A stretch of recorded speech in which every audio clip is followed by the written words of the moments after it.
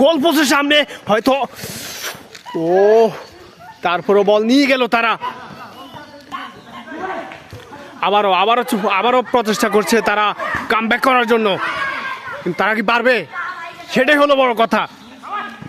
উল্টা গোলের চান্স, গোল! ও দারুণ শুট ছিল, অসাধারণ শুট ছিল। গোল বরাবর গেলেই গোল হয়ে যেত। নির্ঘাত এক শুটে দুইজন আহত হয়ে গেল, দারুণ। এভরিওয়ান, একজন এমনভাবে আহত হয়েছে হয়তো সে ইনজুরি হয়ে যাবে। আমরা সরাসরি তার কাছেই চলে আসলাম।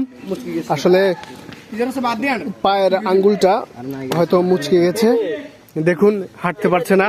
সবাই ওর জন্য দোয়া করবেন যেন আবারও আগামীকাল থেকে আবার যেন উনি প্রস্তুতি নিয়ে আবারও খেলতে পারেন। তো এ পর্যন্তই সমাপ্ত।